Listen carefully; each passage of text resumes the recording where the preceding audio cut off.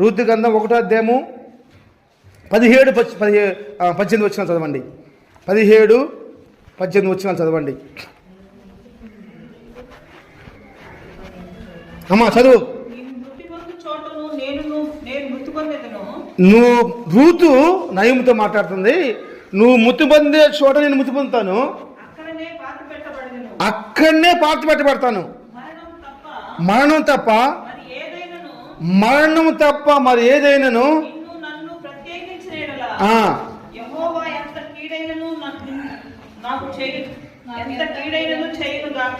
ఎవరు చేపించుకున్నారు? ఈరోజు కోడలు ఎవరు చేపించుకునే వాళ్ళు ఉన్నారు, అత్తలు ఎవరు చేపించుకునే వాళ్ళు ఉన్నారు, కోడలు చేపించుకునే వాళ్ళు ఉన్నారు, అసలు అత్తలు చేపించుకునే వాళ్ళు ఉన్నారా?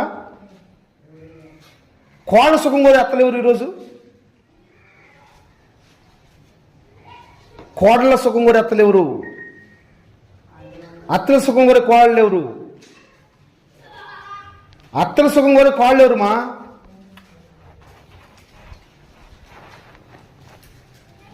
ఉన్నారు ఎవరన్నా?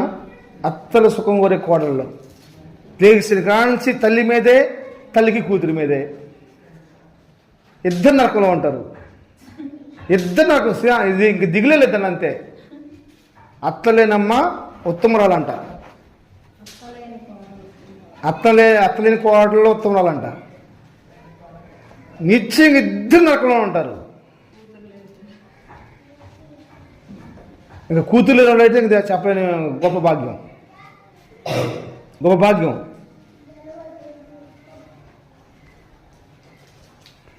దేవుని వాక్యం వస్తుంది తప్ప అత్తమ్మ మరణం తప్ప మన ఇద్దరిని ఏది వేరు చేయకూడదు. అత్త కోసం కోళ్ళ దాచిపెట్టాలి, కోళ్ళ కోసం నువ్వేరు కోసం దాచిపెడుతున్నా? ఏది దాచిపెడుతున్నా చెప్పదు. ఏందమ్మా ప్యాక్ చేస్తున్నావు? ఏం లేదులే. అది మనసు మొత్తం నిండిపోతుంది. కూతురు కోసం అల్లు కోసం నిండిపోతుంది మనసు మొత్తం. అక్కడే ఇచ్చిగా పెద్ద శాపమ్మ. దయచేసి నాకు క్షమించండి. బైబిల్కి వ్యతిరేకం, క్రైస్తవులకు బైబిల్కి వ్యతిరేకం. మనం ప్రేమించొద్దు అంటలా. ఆ పెళ్ళైనప్పుడు మా చిన్నమ్మ ఒక మాట చెప్పాడు. మా చిన్నమ్మ అంటే ఇంటర్మల్ ఉంటాడు ఆయన, వాళ్ళ చిన్న పెద్ద బిడ్డలు. ఏమీమా చిన్నదానికి పెద్దానికి అలిగి బిలిగి ఇంటికి వచ్చావనుకో, ఒకసారి వస్తే చేరనితో, రెండుసార్లు వస్తే కాలేరు కొడతాం. ఒకసారి వస్తే చేరనితో, రెండుసార్లు వస్తే కాలేరు కొడతాం. మా ఇంటి గడప కొడతా కొద్దని చెప్పేసి అన్నాడు ఆయన. బాగా గుర్తు.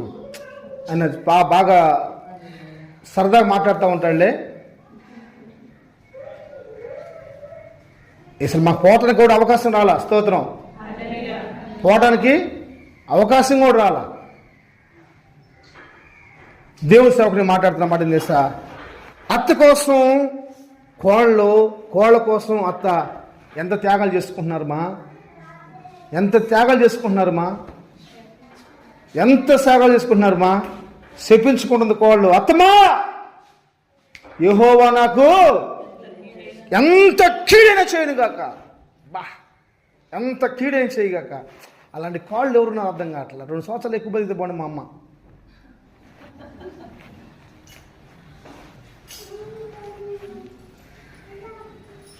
ఎంత సేవకుల బిడ్డలు కూడా అత్తలను చూసుకుంటుంది బాబు. సేవకుల బిడ్డలు కూడా అత్త కోళ్ళంటే ఏమంటారు దాన్ని, పాము ముంగిసి అయిపోతుంది. సేవకుల బిడ్డలు కూడా బైబిల్ చదువుతున్నారు, ఏం చదువుతున్నారు అర్థం కావట్లేదు సేవకులు. మరి కాళ్ళు ఎరుగుట్టొద్దు. అత్తను ప్రేమించకపోతే, అత్తను గౌరవించకపోతే. రూతు ఏమంటుంది తెలుసుమా? యెహోవా నాకు ఎంత కీడైనా చేయను గాక, ఎంత కీడైనా చేయను గాక. చదువు 18 వచ్చిన. తనతో కూడా వచ్చుటకు మనస్సు కలిసినని నహోమి గ్రహించిందంట. Praise the Lord. హల్లెలూయా. ఇప్పుడు ఏం చేసింది తెలుసా? నహోమి తనతో కలిసి దేవునికి అలాంటి కోలం దయచేయను గాక. ఆమేన్, ఆమేన్. రాబోతున్న కోడళ్ళు అలాంటి శాపాన్ని కోరుకునే అవసరమైతే, అత్తను ప్రేమించే విషయంలో శాపాన్ని కోరుకునే కోళ్ళు చుదురుగాక. పేలాలు సగం తిని దాచిపెట్టుకుని తీసుకొచ్చిందంటమ్మా. పేలాలు సగం తిని దాచిపెట్టి వచ్చింది. నువ్వేమో కూతురో లెక్షన్ కాడ నుంచి పడుకోపోతే కూతురు దాచిపెడుతుంటావు నువ్వు. జాగ్రత్త జానసమ్మ, జాగ్రత్త.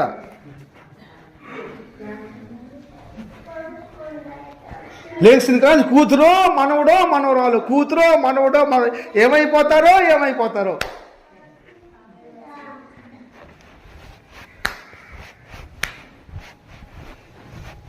నా బ్రతుకు దినములు కృపాక్షేమాలే,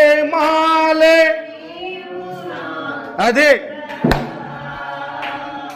నా గిన్నె నిండగా చేసినావుగా.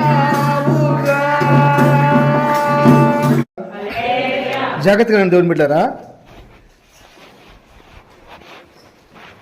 అత్త కోసం శాపాన్ని కోరుకునే కోళ్ళ తరం అది.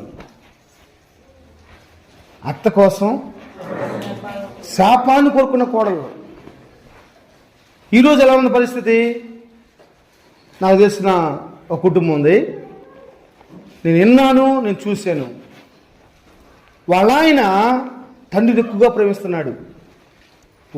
తండ్రిని ఎక్కువగా ప్రేమిస్తాడని చెప్పేసి అని ఆ తండ్రి బహుగా కష్టపడి రూపాయి పోగు చేసేసి బాగా చదివించి మంచి ఉద్యోగం ఇప్పించేసి చక్కని ఇల్లు కట్టేసేసేసి మంచిగా చక్కని భార్యను చూసి పెళ్లి చేసేసాడు. చాలా హ్యాపీగా ఉంది. భార్యను చూసినప్పుడు, ఉద్యోగం చూసినప్పుడు, ఇల్లు చూసినప్పుడు మామయ్య సంతోషపడతా ఉన్నాడు, తండ్రి సంతోషపడతా ఉన్నాడు. ఇలా చదువుతున్న కొన్ని రోజుల్లో మహాతలు వచ్చి కాలు పెట్టిందో లేదో, వీళ్ళు ఎప్పుడైతే క్లోజ్గా ఉంటున్నారో అది ఓచుకోలేకుండా భర్తకు తెలియకుండా మామని టార్చర్ పడటం స్టార్ట్ చేసింది. షుగర్ పేషెంట్, బీపీ, టయానికి తినాలి, టయానికి బిల్డ్ చేసుకోవాలి. తినకుండా బిల్డ్ చేసుకుంటే ఉన్నదాకంటే ఎక్కువ ప్రాబ్లం అయిపోతూ ఉంటుంది. టయానికి అన్నం పెట్టేది కాదు, టిఫిన్ 12 గంటలకు పెట్టేది, 4 గంటలకు భోజనం పెట్టేది. ఒకరోజు భర్త ఆఫీస్కి వెళ్తూ ఉంటే ఈయన బాత్రూమ్కి వెళ్ళిపోయాడు. ఒక 5 నిమిషాలు లేట్ అయిపోయింది. భర్త టెన్షన్ పడిపోతున్నాడు. సరే పర్లేదు డాడీగా పని చెప్పేసి అని వెయిట్ చేశాడు. గబా స్నానం చేసేసి టిఫిన్ చేయకుండా వెళ్ళిపోయాడు.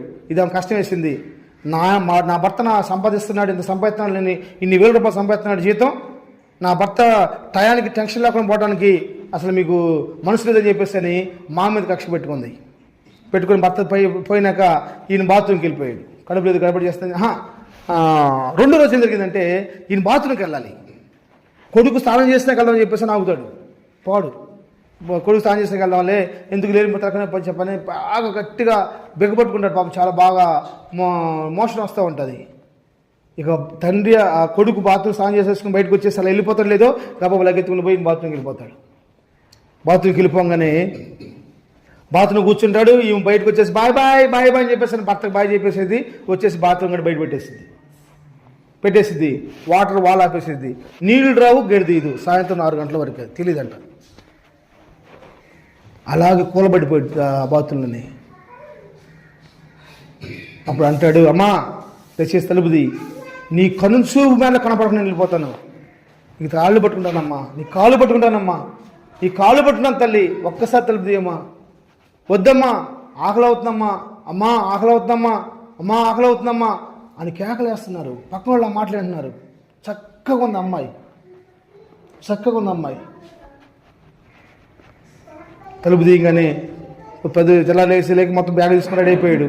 నాన్న నేను కొంటా, నాకు ఇష్టం లేదు, నేను అనావాసానికి వెళ్తాను చెప్పేసి కొడుకు చెప్పాడు. వద్దని చెప్పి ఊరుకోలేదు.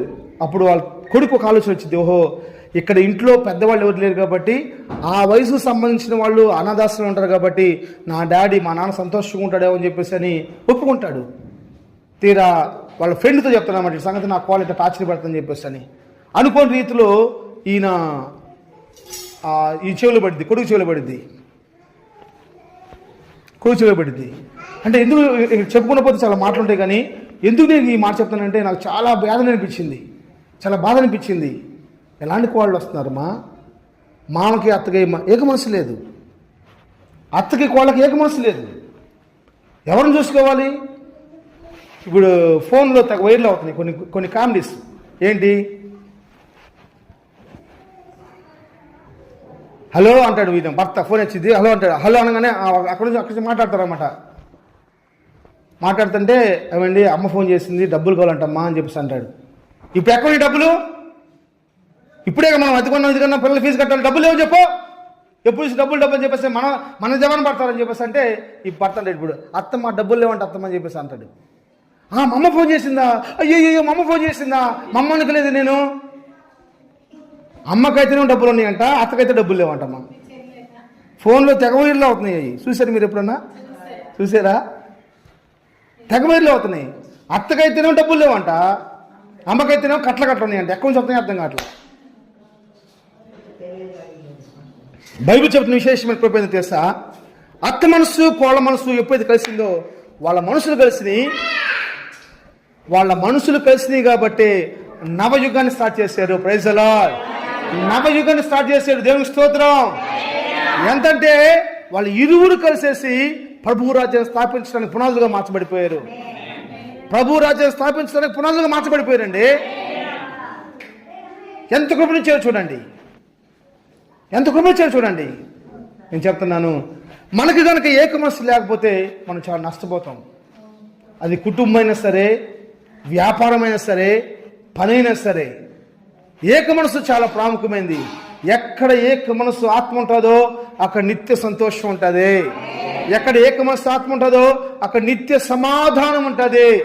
అక్కడ మంచిని తాగైనా బతకొచ్చు, గొడ్డు గారని నేను బతకొచ్చు అండి. సమాధానం చాలు. ఎంత సంతోషం, ఎంత ఆనందం.